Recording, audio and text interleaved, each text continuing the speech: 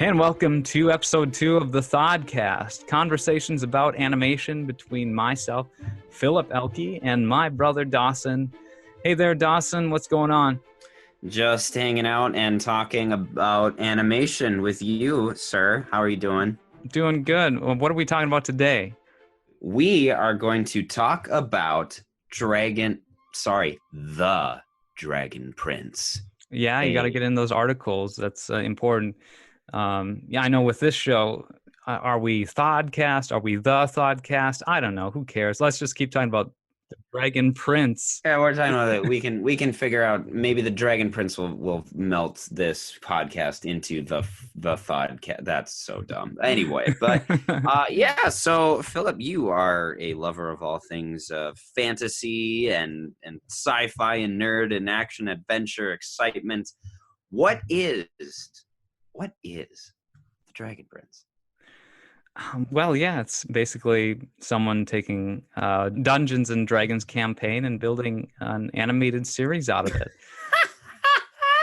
And of course, Dungeons and Dragons isn't something. Yeah, D&D. It's not something that I'm personally into. I definitely sympathize with the appeal of it, but Yeah. you know, I don't have enough really. Well, I don't know. I haven't. Would you be interested in doing it? Like, have you gotten to that point yet? Yeah, I'd have to have some people who I'm close to who are big into it in order to sort of coax me into also participating, and that just hasn't happened. So I don't know. Maybe one day. It's like the paragon of ultimate nerddom. It's, Yeah. you know, if you are a true nerd, you have or do play D&D, and well, not true nerd. Well, it used to be like you were way too much of a nerd, or that was like you've gone too far if you play D&D. But now it's like you're a veteran nerd if you grew up playing D&D, or like, yeah, if you grew up as a kid playing D&D in the 80s or 7 or what have you. Now you're revered as this Merlin of nerddom. Yeah. And so I'd never played D&D. We grew up being told it was demonic. Yeah. I only ever had that conversation a small handful of times, very, very innocuously. Anyway, that's besides the point. But I never played D&D. You never played D&D, and then I grew up never playing it. You're younger than I am. I mean, or did you? I've never played. Tabletop role-playing game, as far as like maybe some smaller scale type games like that, but nothing as extensive as, you know, the pen and paper role-playing tabletop, you know, video games, RPG, which is where that comes from, like fantasy RPG. Skyrim, obviously. You know, I mean, I feel like it's so much work for the DM, for sure, and obviously for the participants, you still have to know the rules. It's kind of I've been listening to a D&D podcast lately, and because I'd never been into D&D. DM, which is a dungeon master. Yeah, the one who's like writing the story that all the other characters are participating in. There's obviously a lot of rules, a lot of stuff, but by now I've played so much like Skyrim and things that at least I have that foundation. There's a certain amount of sense it makes, and then digging into the complexity is just a matter of time spent. But yeah, it's fun. I mean, I think it's fun work. I've only played a half day of a campaign now. Okay. So I have dabbled. I've dipped my toe. Yeah, who told you it was demonic? I've only known about that sort of secondhand. Oh, you know, I maybe have like one or two memories. I think, so I was flipping through a magazine, a catalog of like toys that we used to get those. There were toys in it, and one of them, the label Dungeons and Dragons was on it, and I was like, that sounds cool. And then out of the blue, my mother or my father, probably mom, she was like, that's demonic, so you can't get that. And I didn't like question it. I thought, okay, that's probably silly, because the same thing. So D&D is demonic, and also World of Warcraft is addictive. So that's like your parent opinions. Well, any other MMO is fine, or like Lord of the Rings Online is fine, or Star Wars is fine. You know, as long as it's not World of Warcraft, exact same thing. It's the exact same formula. It's the exact same whatever. So then D&D, that's demonic. but anything else like it is fine, and who cares, because it doesn't have that name. So they obviously didn't really know. It was just something it was a buzzword they heard from some fundamentalist aspect of culture that said, don't let your kids play D&D. And apparently, yeah. And then I have heard that it's a fairly normal opinion that a lot of people have, it's kind of like Harry Potter's bad sort of a thing. And but it obviously just don't really, or like your kids will start actually summoning demons by playing D&D, or they go into this entranced hypnotic seance. And no, they're just playing make believe. And they're summoning demons in a story, in a make believe story. Right, and because if they're summoning demons, they're probably role playing an evil character, or I guess I don't know. No, I'm joking. I mean, yeah, it's ultimately all that boils down to whether something like Dungeons and Dragons or World of Warcraft might be addictive, and and obviously there's science for World of Warcraft being addicted, but also for any other MMO ever. So yeah, detrimental to one's life. I mean, that's where it all boils down to. Like pot, which is now legal in Canada. So if you're listening in Canada, yeah, I mean, any one of these things can be more fun. Any one of these things can be destructive if used in the wrong way. So, but yeah, obviously, the Dragon Prince is an animated story that borrows from a lot of these fantasy tropes that you find in a lot of fantasy nerd culture, role playing, and stuff that I'm not overly familiar with, but I've played Skyrim and a little bit of RuneScape. Oh, yeah, you did play RuneScape a little bit. You really did. Philly A. You remember your password? Can I get on? No. Well, I could maybe give that to you later. But yeah, obviously, Game of Thrones is an example of this sword and sorcery type of genre. You've got Lord of the Rings, the most famous, the most cherished, the magnum opus. Because that's where it all began. Tolkien wrote Lord of the Rings, then people who loved Tolkien made Dungeons and Dragons, and then people who loved Tolkien and Dungeons and Dragons wrote all their other fantasy novels, like George R. R. Martin, probably Robert Jordan, definitely Brandon Sanderson, definitely Patrick Rothfuss, definitely, I mean, you name it. If they're writing fantasy novels and they're at all Tolkien-esque, which is what the fantasy genre is, Tolkien-esque, because it's got elves, humans, dwarves.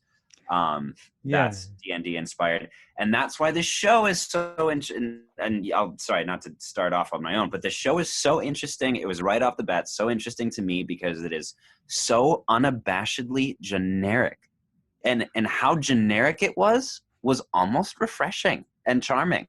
Like, well, Dawson, it wasn't afraid of being generic. What are the 6 elemental sources of magic? Oh gosh, it's sky, right? That's 1. Ocean / 2. Not what? Okay, ocean, earth. Yeah, 3. People, humans. That's dark magic. That's the 7th. Oh, I have 3. Okay, and then lightning. Is that separate? Or no, moon. Yeah. The moon, the stars. Yes. And that's 5. I'm at 5 now, right?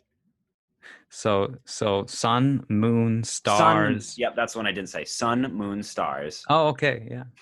So sun, moon, stars, yeah. Because you can't just unite that all the cosmos, that they're separate entity, which is fine. That's cool. I mean, you can sort of delineate these however you want, and I enjoyed that the show did so in the way that it did. But yeah, sun, moon, stars, ocean, sky, and earth. Yeah. And the 7th source, which would have been kind of a fun title for an alternate title for the show, like the 7th source.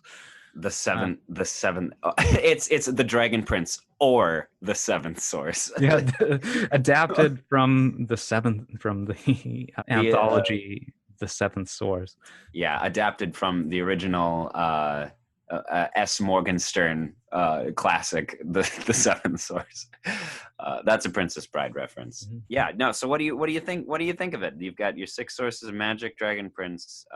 Yeah. What are your thoughts? What is it? I really got a thrill from that like opening intro where So they did I. A yeah. thrill. That's a good word for it. Mhm. It felt, I mean, so what drew the two of us to this show, you were the one who discovered it initially, and that it does have a bit of shared DNA with Avatar: The Last Airbender, as well Shared as DNA. Another good yeah. word for it. Yeah. Yeah, and of course The Legend of Korra, two very high production value animated series with great story, characters, drama, and also in sort of a medieval fantasy setting with magic and dragons. Yeah, similar subject matter, but of course, the Dragon Prince has the same head writer, I believe, and Aaron A. Has, or however you say yeah, his Aaron name. E. has. Sorry. I love you, Aaron. I'm sorry I don't know how to say your name. And of course, the Dragon Prince is sort of like a more westernized variant of that.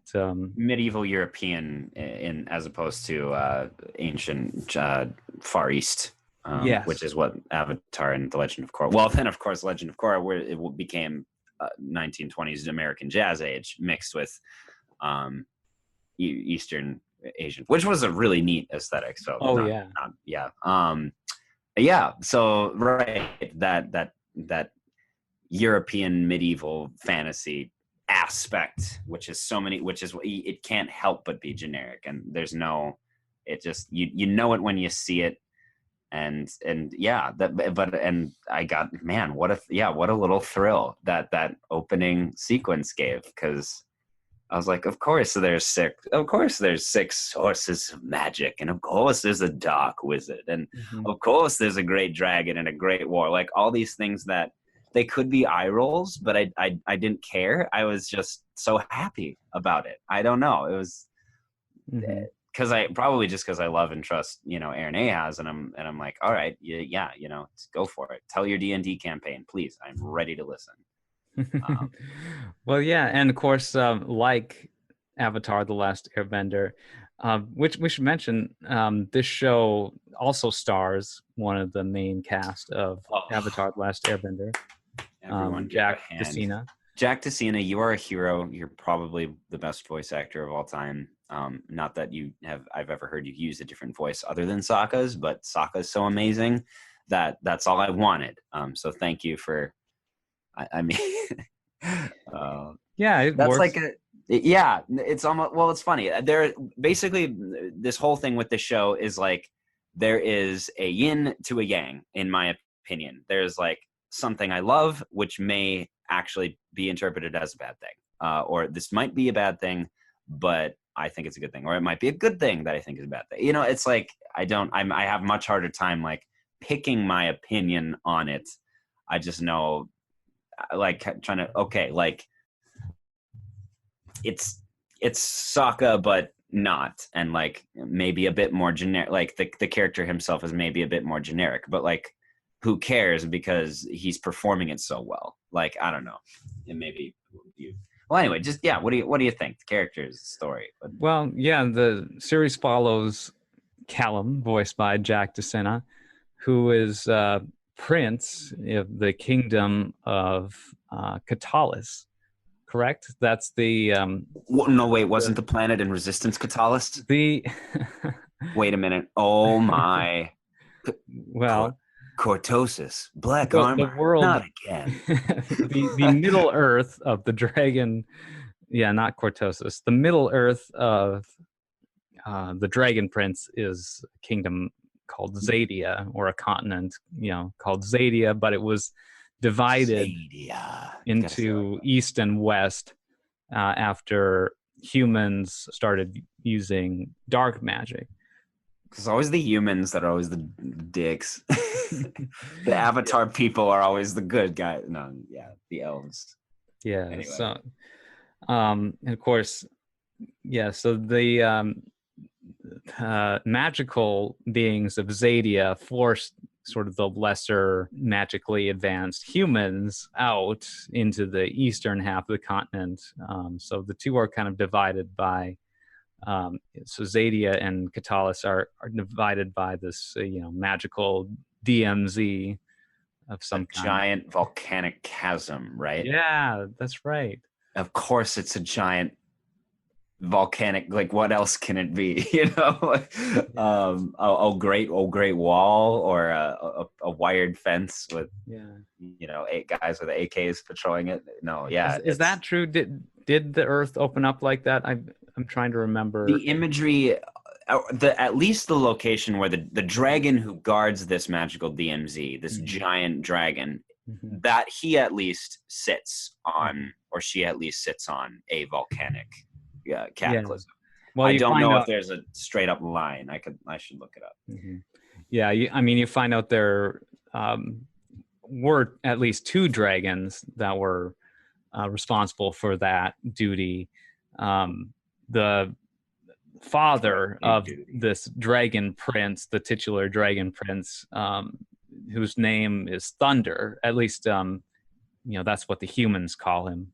They call him Thunder. Well, yeah, it's kind of a generic name, and we'll get into the name given to. See, isn't that great? Everything is like, oh, it's called Thunder. It's a generic name, but I love it. But they kind of justify it by saying that's just what the humans call him. That's not necessarily his like true dragon name. The elves call it Karalandangala. Nakadagathaya. The Nice Who Die is one of them. That sounded like High Lorien. Well, it's that when when Frodo's trip involves in the white void, Elrond floats into view and says, Kalalandanga. So that's thunder in Elvish, in Kenyan or not Kenyan. That's Swahili. No, Enyan and Quenyan. Anyway, Thunder, of course, has been killed at the start of the show through an unspeakable act of dark magic. We basically are thrust into the aftermath of this event, where I think it takes place 4 or 5 months afterwards. Not like. That was cool that it wasn't like thousands of years ago or hundreds of years ago the dragon was destroyed. It was like 6 months ago this evil wizard slew the great protector of the border. So really cool inciting incident. 6 months if I recall. Okay.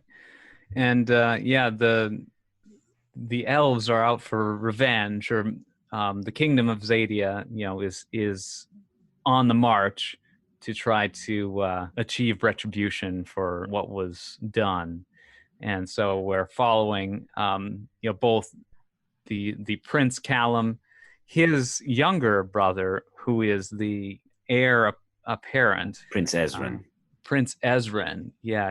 King. Callum's a bastard. You're a bastard, Callum.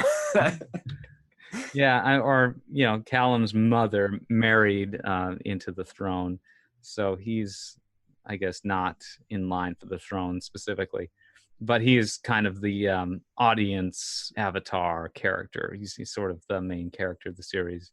King Harrow, of course, is the king, who is Callum's stepfather as well as Ezrin's blood father.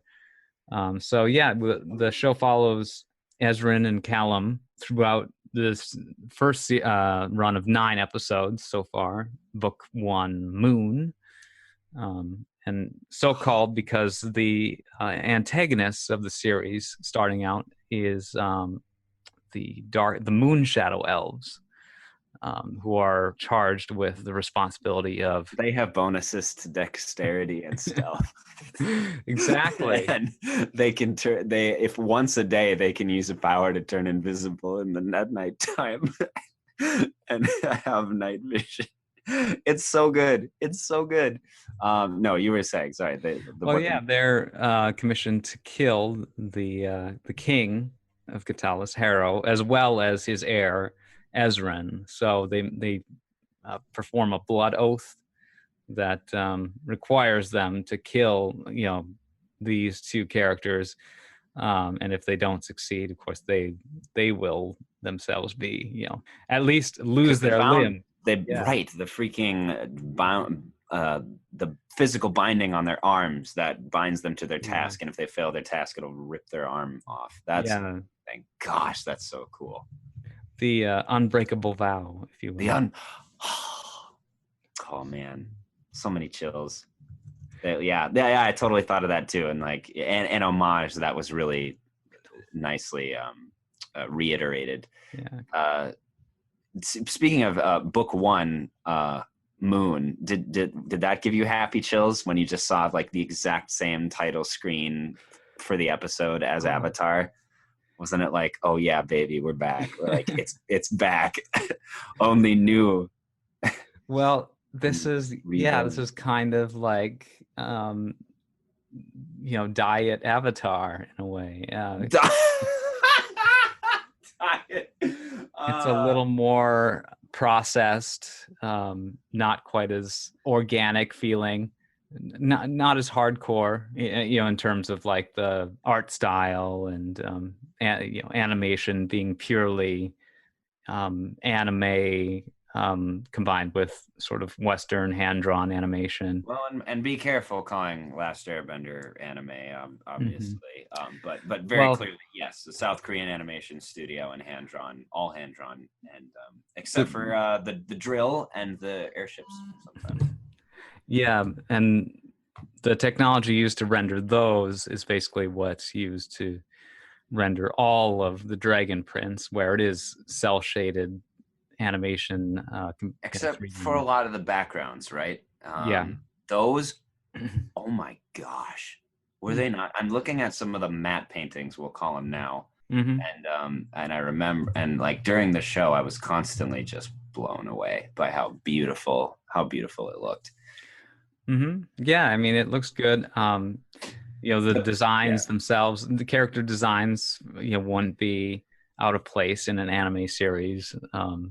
But yeah, the way they move, it's all clearly done using computer technology. It's which, do we want to get that out of the way right away as the one serious drawback maybe we both agree upon, where there's that false frame raped stutter that they apply to the CG to make it look more animated, and it doesn't. It's annoying, so annoying. Yeah, absolutely. It's just, it does kind of feel robotic at times. And that is the ultimate detractor, I think, from this series. And there's a lot of people who can't get past it, where they say like it gives them a headache. And I understand that. So I think that's valid. I definitely was able to get past it, or at least like tune it out enough. But it kept reminding me. Like I was constantly being reminded. Like I could forget about it for a few minutes, but then it was like, oh, that felt again, like it was buffering, and it was yuck. The Dragon Prince, it's clear that like they had, for the most part, everything's animated on 2s or less, and that just means 2 frames of footage to a single frame of animation. So everything appears fairly choppy. It's not as smooth as it could be if every single frame of footage were animated.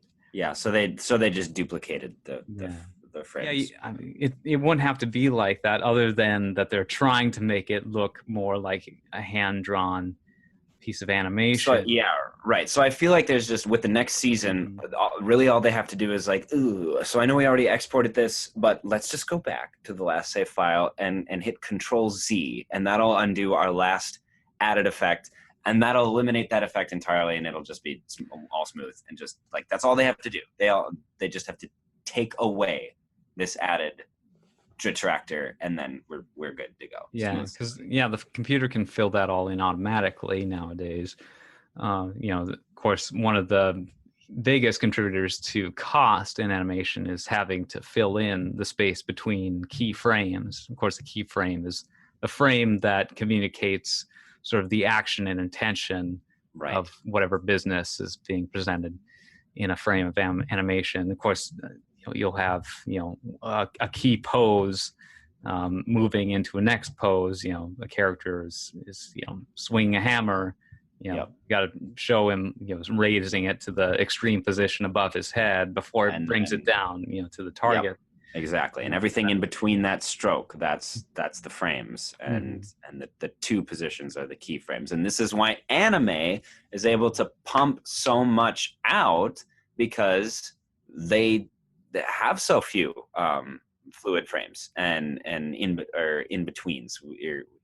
Is that what we used to call them in my year? In betweens. There are fewer in betweens. The animation, our anime is often animated on 2s and 3s, sometimes more. And you can have 5 minutes of a scene where it's just 3 characters standing and talking, and maybe they move an arm once, or maybe they narrow their eyebrows or something like that. Very small, very simple. But then they'll have a couple scenes of intense, really cool action, potentially really cool action. I think Attack on Titan is like the best, has some of the best fluid action in anime. Yeah, and we'll get more into like the principles of animation. I know there's sort of the heralded 12 principles, sort of taught by Disney animators. I took a test on those once. I should still know many, if not. Yeah. It's funny because like in the hierarchy of these principles, the first one is kind of one of the most bizarre sounding, at least to the uninitiated, which is squash and stretch. Yeah. Yes. Squash and stretch. Squash and stretch. But it really is perhaps the most important feature of animation, making an object appear alive through imbuing it with these physical attributes of how a living object responds to gravity and motion. And that is conveyed through squash and stretch. Exactly. Brilliantly said. and that's something that computers have a very difficult time with. You can see in all the kind of, if you watch BoJack Horseman, for example, you can, it's great that you have these assets you can design and just sort of program into your layout, but then trying to get them to move in a way that looks natural, it's just, it's very hard without going through all the work that obviously makes things much more costly, but results in sort of that the very smooth, precise, realistic style that you get in traditional hand-drawn animation. Right, and you can choose not to do all that, obviously, and have an animation style that is less realistic, less lifelike, less affected by gravity, and it can still be enjoyable. And of course, animation you can play. You can just play and manipulate and make things the way you want them to be. And computers, it was very like we had to make a ball bounce in a computer, and that was very difficult when you have had no idea what you're doing. If you want to make it look like it's easy, if you just make the ball move up and down across the screen, anyone. Which is, that's exactly how I started. I was like, oh, look, it can float up and down. And it's like, well, now look, like it's actually affected by gravity. And then when it hits the ground, the force applies to it, which squashes it. And then when it bounces back up, it stretches. And that's, humans do it, animals, any object in animation. It was, you're taking it back. War is full of uncertainty. We strike when the moon is highest. Moonshadow elves are dangerous elite fighters. Can't you just make peace with them? It's not that simple. There's history, wrongs on both sides. Humans cut down the king of the dragons and destroyed his only egg, the dragon prince. Justice will not be denied. You need to see something. This changes everything. Maybe it could stop the war. It's up to us now. We have to return this egg to Zadia. The series follows these two princes who discover a dragon egg hidden in the dungeon of their castle. And you find out that they're, one of the characters, this sorcerer, the castle sorcerer, who led the expedition to kill the head dragon, brought back this egg that was presumed destroyed, but Callum and Ezrin, they found find it in his basement. Yeah. they find it, and all this occurs during the assault on the castle by the Dark Elves, or the Moon Shadow Elves, and when this they end up teaming up with the youngest member of the group of elves. She's sort of been rejected from the group after she showed a certain level of incompetence. She refused to kill someone. Rayla is the name of this elf, and she's definitely one of the more interesting characters on the show. Yeah, that's a good point. I've done some, not a ton of reading about the show, but hard to nail down who the actual protagonist is. And not that there has to only be one, but who are we really following here? Are we following Callum, or are we following Rayla, or who do we identify with more? Whose story is this? Definitely seen more lean. It was very Rayla heavy. She got the most development, I would say. Yeah. Overall, the show is sort of a watered down version of the sword and sorcery fantasy tale. It's not, but there's still definitely stakes, and even more so than I think Avatar: The Last Airbender, the show's willing to depict things like death and blood, maybe. Yeah, I think it's gonna. My assumption is that it's gonna allow itself to go farther, be a little darker, potentially. Well, it's on Netflix, so you would think. So they can kind of do whatever they want, right? I mean, it does have a rating, obviously, and the rating is TV. Yeah, TVY7 fantasy violence, which doesn't TVY7. allow. I believe so. Yeah, but yeah, I mean, hopefully, the creators, are able to tell the story that they're meaning to tell. Right. Hopefully they went to Netflix with their show and their story, and they said, this is what we have, this is what we want to do, and hopefully Netflix went and said, great, do that, that's fine. I know. Do you remember that show called Wakfu? This French show, and of course it's based on that is based on a RPG, online, and an MMO RPG. So I got kind of some vibes from that while watching Dragon Prince.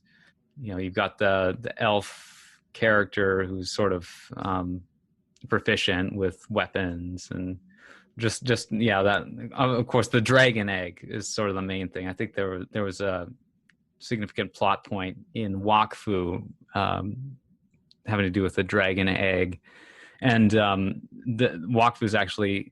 So Wakfu is a name for the magic of that world, like the mana or chi, and then it's actually based on an earlier game set in the same world of this game called Dofus, Dofus, which is the name for a dragon egg.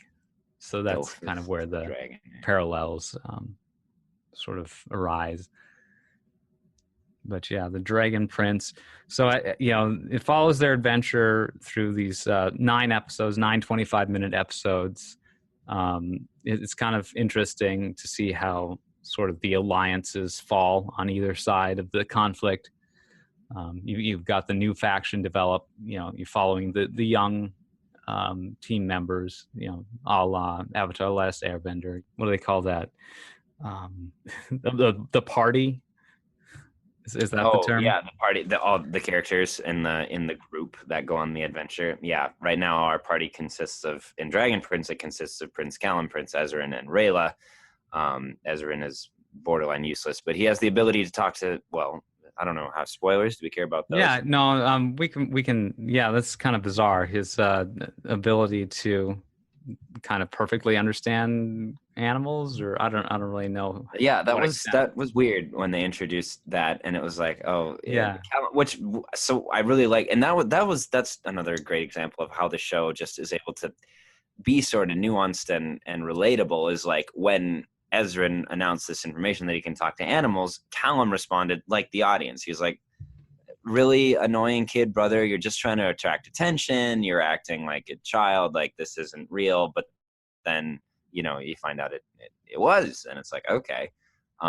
So I'm looking forward to seeing more from Ezra in the next show, because he definitely seemed kind of like a tag along character. Like, and anytime there's a really young kid with a couple older kids, it's like, what are they going to contribute? Really, that's interesting.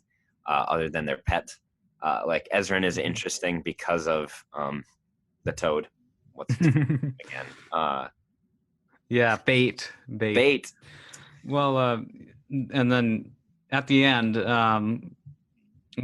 and yeah, we can discuss this. Like the egg does hatch, and we're introduced to the dragon character. I mean, yeah, it is difficult to determine, you know, to what extent Ezrin is truly like what's the thing from Game of Thrones when a warg. Yeah, warg, you know, can like channel animals, and I mean, yeah, it's a fantasy world, so if someone is able to do that, I mean, you can totally accept it. I can talk to snakes. Yeah, everyone has their thing, you know. And like right now, this is a classical trope. I mean, right now, Callum's thing is that he doesn't have a thing. Like, he's trying to find himself and what he's good at. And I mean, kind of magic. Like which is, you know, I'm always interested in mages in fantasy worlds. It's like, okay, how do you handle magic? Is this something that's really rare? Do only a couple wizards can they do it, or is it like something that everyone can learn? Or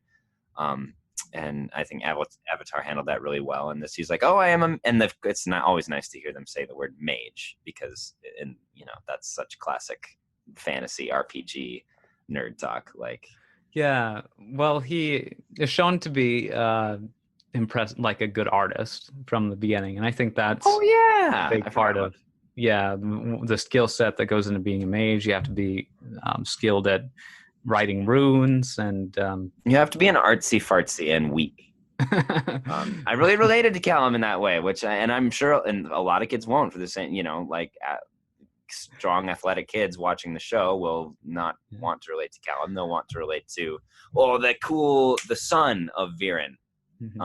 Soren. Soren was awesome. Yeah, Viren, the big bad, sort of, exactly, the sort of big bad. We could talk about how he is like he definitely devolves into a bit of a mustache twirler, but you know, his kids are still fairly sympathetic characters. He also, his devotion though to King Harrow always seems genuine. Like, that never, like, even if he has turned King Harrow into the bird. Which he obviously did. Yes, I'm glad you caught that. Yeah. Took me a minute. I almost thought that the snake things was like an abandoned device, but no. Yeah, like even no matter like what evil Viren has in mind, or the evil, or how selfish he wants the throne or whatever, I'm almost willing to buy that he genuinely does care for Harrow, like, as a friend, and like loves him in some twisted way.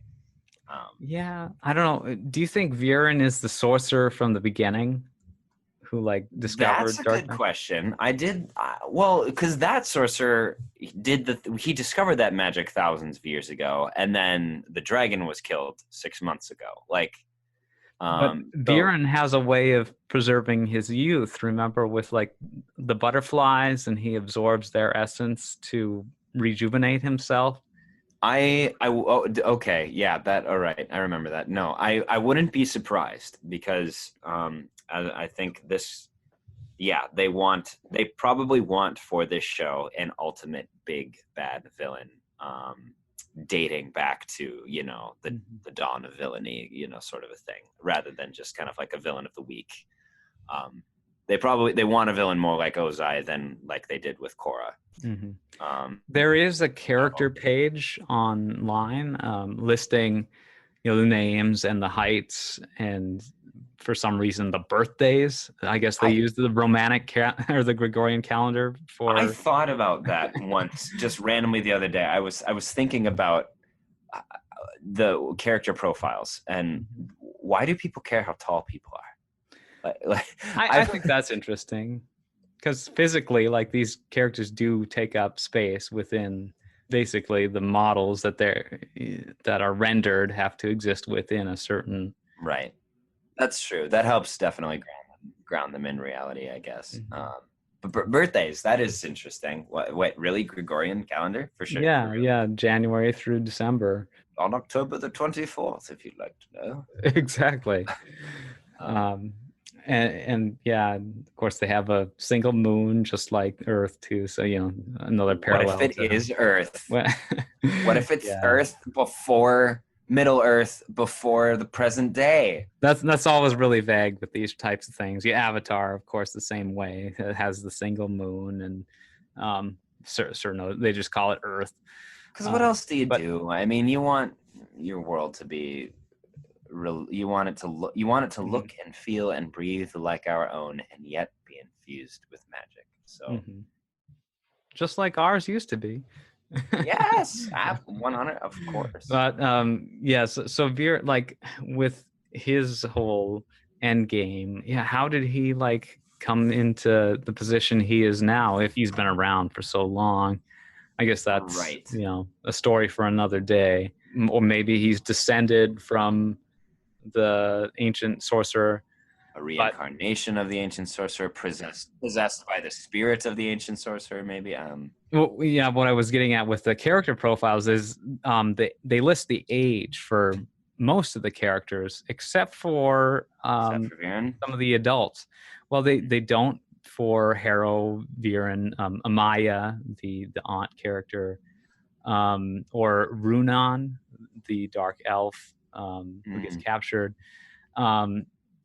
And I wonder if that's because like they don't want to reveal Viren's age. I mean, they could have just made something up, but maybe they're trying to keep that intentionally vague because what if these characters are older than they appear? And of course they did establish that with Viren. I feel that he is supposed to be older than he looks. Yeah. Or else Harrow's disappointed in what Viren has become. So clearly they were old war buddies. They had a bond. But then Viren got into some bad shit. Well, if they grew up together, that would make more sense. Yeah, which they never specify if they grew up together or if they met in their adult lives sometime. At least I don't recall if they Does he say that like we've known each other since we were children? No, I don't think they ever do, but clearly they go back quite a ways. I don't know if it'll be interesting finding out more about the backstory because it is possible that they he enters the picture later because the whole family, Harrow's family, is fragmented. His wife is apparently had a relationship before Harrow, so there maybe was a whole bunch of like political intrigue that happened prior to the attack on Thunder on Zadia. There's some real Game of Thrones-ish going down in the land of Katalis. I mean, maybe Viren was sort of the leader of one faction, and Harrow was part of another like noble family, and I don't know, maybe they teamed up in order to ascend to power, and so Harrow doesn't necessarily know that much about Viren's past, and so he could be hiding a lot. Yeah. There's a really interesting, or at least there's an interesting enough foundation for these characters where I am like genuinely interested in what we find out about them and where they've come from and where they're going. I think I trust there's some really thoughtful world building that went on. I mean, if you just read about like Wonderstorm's mission statement from what it is, it's founded by Aaron Ahaz and Justin Richmond, I believe. Justin Richmond and Justin Steven. That's what they're all about. They've produced and developed video games, and they're on the website. Like, there's a really really heartfelt explanation from Aaron and the creatives about how they want to make a world that people can dig into and get excited about the lore about, and that's really fleshed out and really engaging and immersive. And so yeah, and I'm excited to see where it goes. Well, to finish up, I've just got a few little things I wanted to point out. Some interesting connections between the Dragon Prince and perhaps some other shows that it's riffing on, and comes in some obvious and not so obvious forms. A few main ones that I noticed, some references to other movies and shows. Like there's several nods to the line "sweep the leg" from The Karate Kid. Oh, sweep the leg. Yes. Harrow says the phrase "winter is coming" eventually. He does. Yeah. So I mean, I don't know if these things are necessarily that grown worthy, but no, I found them. That's the thing. Maybe technically, objectively, they are grown worthy. Maybe they're bad moves, but I didn't care. They were. I loved it. I was like, that's a nod. That's a reference. That's kind of that's self-aware and I found it funny. There's say hello to my little friend. Oh gosh, they did that one. Which is so what triggers. Yeah, that triggers Bates. Flash move. Oh yeah, say hello.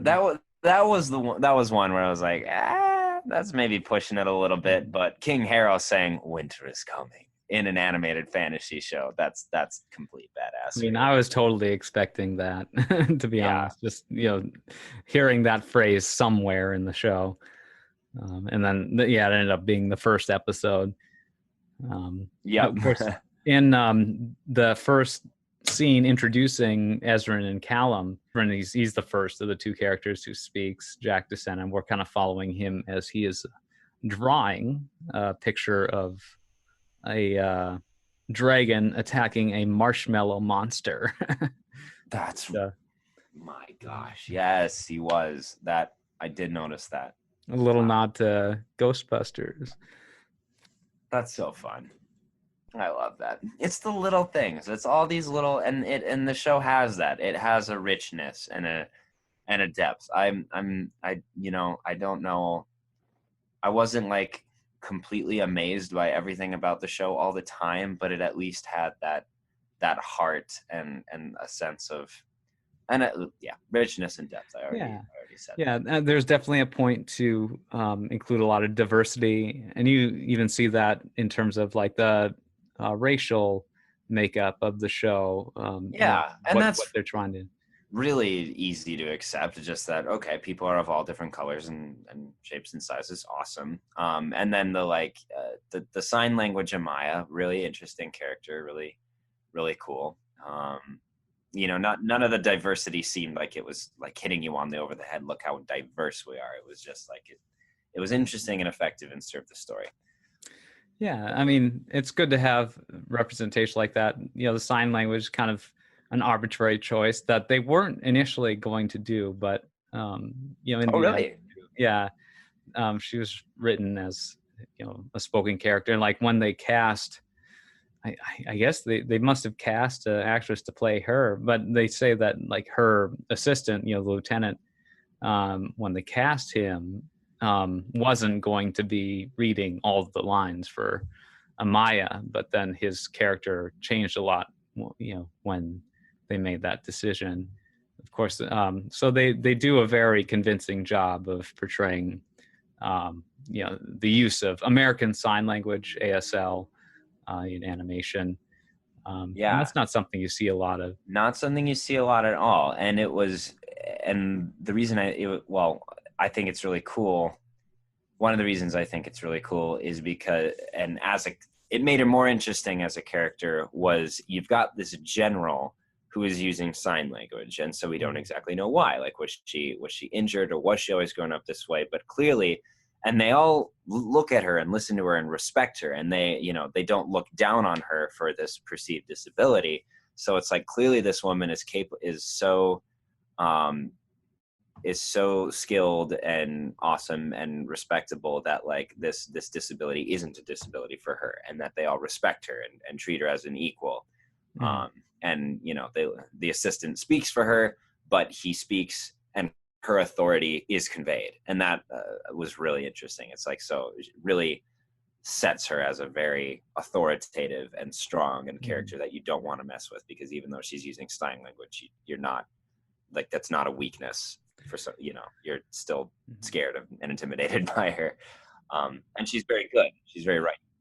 I wasn't sure at first if she was deaf or if she just couldn't speak, maybe had a curse on her or something, but you show like a close-up of Rayla moving her mouth and Amaya reading her lips, so implying that I assumed deaf. I didn't pay like close attention if there were inconsistencies at all too, like maybe she reacts to a noise or something, and I wasn't paying close enough attention. I didn't catch that until later, that she was definitely deaf. And then there is a moment in the show where she does a line of ASL that isn't subtitled or anything. So unless you know how to read it, like there's no way of knowing what she says. I mean, it's definitely kind of implied that she's paying her respects to this tomb that belongs to her sister Ezrin and Callum's mother, who is deceased. And so what she does say apparently here, and I quote, "Hello, sister, you were my heroine, perfect, strong, unwavering, kind, and true. I'm sorry, big sister, I have failed. I had your boys safely with me, but let them slip away." It's a little Easter egg for you. That's awesome. All right, so thank you all for listening to our discussion on The Dragon Prince. Thank you, Dawson. It's been a fun time having you on the show. And Thanks for having me. Yeah, follow the ThawedCast wherever you subscribe to podcasts, and stay tuned for the next episode. Thanks for listening to the podcast. See you next time. Bye, everybody. Bye. All right.